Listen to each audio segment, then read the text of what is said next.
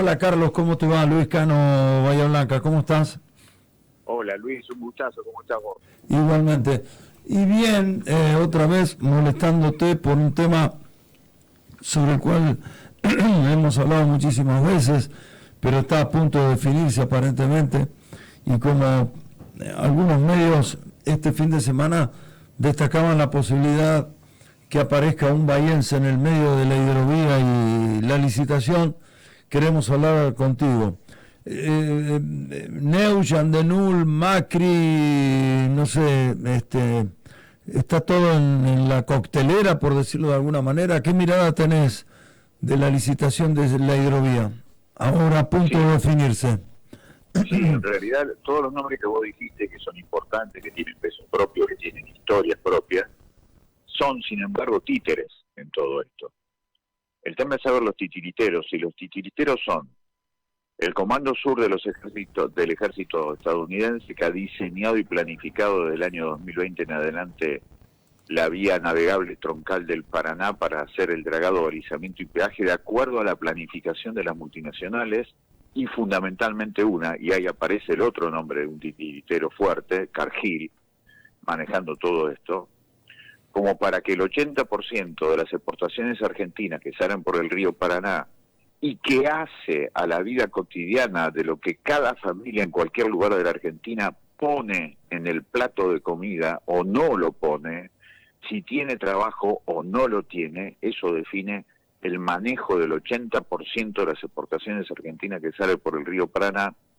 Eso tiene directa relación con lo que supone hoy la economía y la política totalmente subordinada a los Estados Unidos. Así que esos actores que tienen importancia, que tienen historia, que tienen peso propio, no son más que los agentes mediadores de un negocio que es a nivel de América del Sur diseñado por los intereses norteamericanos. Y además lo hacen con tanta impunidad, Luis, que han presentado un documento falso atribuido a un organismo de Naciones Unidas como para justificar que tiene que ser de nuevo Jan Denul, la empresa que en 1995 se quedó con la privatización del dragado, balizamiento y peaje del Paraná, que hasta en aquel momento lo hacía la Dirección Nacional de Construcciones Portuarias y Vías Navegables.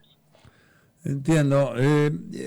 ¿Por qué una pregunta de alguien que está a miles de kilómetros y que no tiene el conocimiento que vos tenés, pero seguramente es la misma pregunta que se están haciendo muchos de los oyentes que nos están escuchando en Bahía y en la zona?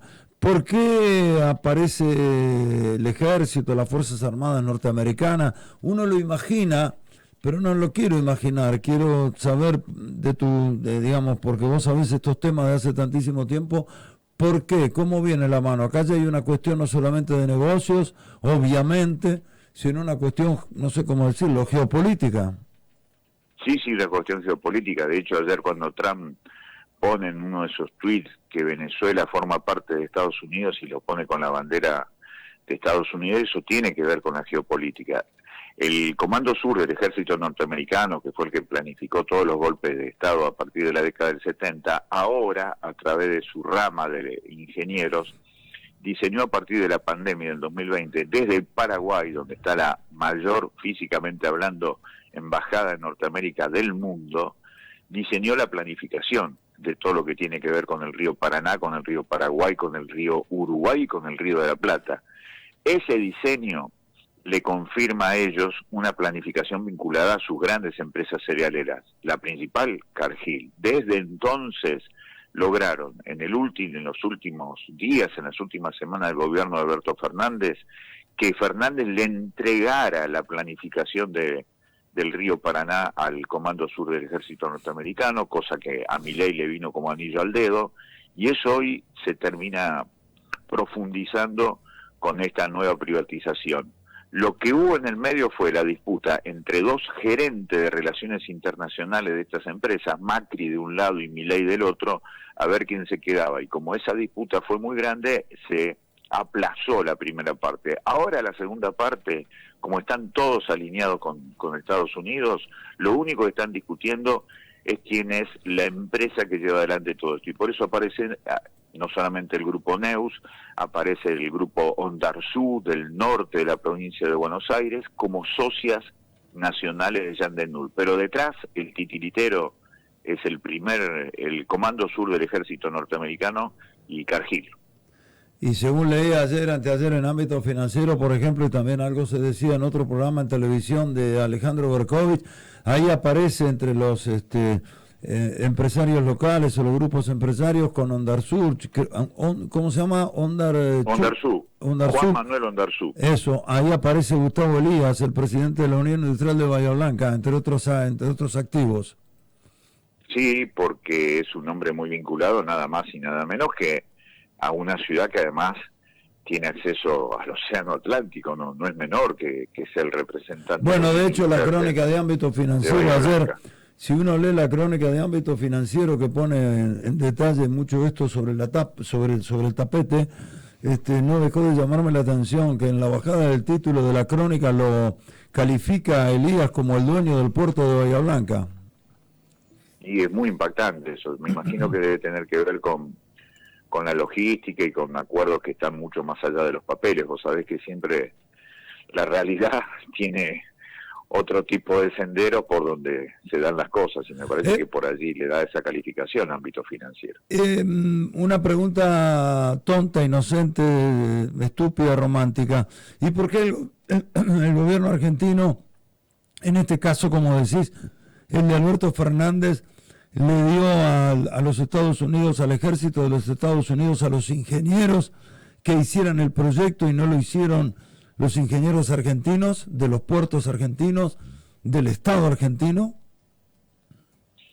La verdad que uno podría calificar con una palabra fuerte en política, que es traición, pero más allá de eso, que efectivamente creo que fue la consecuencia, el gobierno de Fernández había virado tanto en relación a su origen, por el voto, por lo que la gente votó, que terminó en sus últimos días totalmente vinculado a quien en definitiva iba a terminar poniendo al presidente que le iba a suceder. Entonces me parece que eran los intereses norteamericanos los que volvían a tomar el manejo de la economía argentina, cosa que se demostró. Y ahora ya no queda ninguna duda, porque claramente desde el punto de vista de su alineamiento político internacional, el gobierno, ya lo ha dicho muchas veces, vamos detrás de Trump, ¿no es cierto? Sí, claramente. Y además eso se ve, se nota en todas las percepciones. O en esto que hemos hablado tantas veces también, Luis, de cómo la excusa del combate al narcotráfico va a servir para hacer lo que ellos siempre quisieron, de poner el ejército puertas adentro. Pero en realidad eso sirve para meterle miedo a la población y para que no haya protesta social. ¿Cómo es esto? Amplía un poco ese concepto, ¿cómo es? Que lo que pasó en América Latina, siempre cuando Estados Unidos aplica el programa de la DEA, que es hacernos creer que no se puede combatir a este hecho del negocio de lo que es el narcomenudeo que llevan adelante las bandas narcopoliciales de cada provincia, nos hacen convencer que el ejército tiene que estar. Pasó en México, pasó en Brasil, pasó en Colombia, y el resultado es tenebroso, porque no solamente tenés miles de encarcelados, miles de desaparecidos, sino que lo que hace por sobre todas las cosas es meterte miedo, y el miedo genera control social. La gente no sale a protestar por lo que significa esto de la entrega absoluta de la riqueza del propio pueblo argentino. Entiendo perfectamente. Este es un fenómeno, digamos, que viene de hace décadas. De la década del 90, exactamente. Exactamente. Antes te hacían tumbar un gobierno con un golpe militar, ahora te lo pueden tumbar o te lo pueden condicionar con la excusa de que si no estamos nosotros, el narcotráfico te lleva puesto todo, y en realidad se sigue poniendo absolutamente todo, porque sí, ayer por ejemplo, anteayer acá en Bahía Blanca, entidades pastorales pusieron el grito en el cielo respecto de lo que está pasando con eso del narcomenudeo y los soldaditos en los barrios de Bahía Blanca. Es así de claro. Hoy más que nunca hay que seguir a la gente que forma parte de las pastorales sociales de la iglesia, porque son los que están más comprometidos con la realidad cotidiana, y cuando ellos hablan de lo que está pasando hoy con los chicos, es realmente una voz autorizada, porque además tenés el otro problema, como cierta parte de la iglesia evangélica vinculada a los sectores del poder estadounidense se han metido en gobiernos tanto nacionales como provinciales, y ese es un problema, no por el evangelismo que tiene costados muy, pero muy comprometidos. Pero hay un sector directamente vinculado a la trama de dominación que desde los años 80 en adelante diseñó Estados Unidos para ir en contra de la llamada teología de la liberación. Entiendo. La verdad que me quedaría un rato más hablando contigo, pero no quiero ser hincha. Hay 2 o 3 cuestiones más que quiero preguntar. En un momento determinado de tu primera respuesta, dijiste, para plantear lo que significa la hidrovía, dijiste, de alguna manera depende de la hidrovía lo que se pone o lo que no se pone en la mesa de los argentinos. Tiene influencia sobre si tengo trabajo o no tengo trabajo. ¿Lo podés sintetizar en el llano para que te podamos entender por qué dijiste eso que me parece trascendente? Porque si el 80% de las exportaciones argentinas se van definitivamente de la Argentina, hay menos dinero para desarrollar la actividad privada, el trabajo, la producción, el comercio, los proyectos de las sociedades de lo que se llama el tercer estado, las cuestiones sociales, porque si el dinero del pueblo argentino termina siempre en manos ajenas, se termina la comida diaria de los argentinos, se termina la posibilidad de un trabajo digno para todos los argentinos. Por eso es trascendental saber quién maneja la exportación del pueblo argentino. Está claro. Lo que pasa es que algunos de los que están jugando a este gran negocio están interesados en su negocio, no en si como o no como, me parece, qué sé yo. Sí, pero bueno, por eso ahí está la función del gobierno. Ahora, este gobierno garantiza el negocio para pocos, pero el problema grande es cómo otros sectores políticos que dicen ser representantes de otra cosa, no hicieron algo más fuerte y más profundo para cuidarnos en esto del trabajo y la comida diaria. Sí, claro, estoy pensando en lo que dijiste del gobierno de Alberto Fernández, la política del Tero, grita por un lado y pone el huevo en el otro. Resulta que le dio todo servido para que, según entendí, dijiste, los ingenieros de las Fuerzas Armadas o del Ejército Norteamericano hicieran el diseño de la hidrovía y la licitación. Exactamente. Estamos al horno. Sí, hay que salir, hay que salir del horno.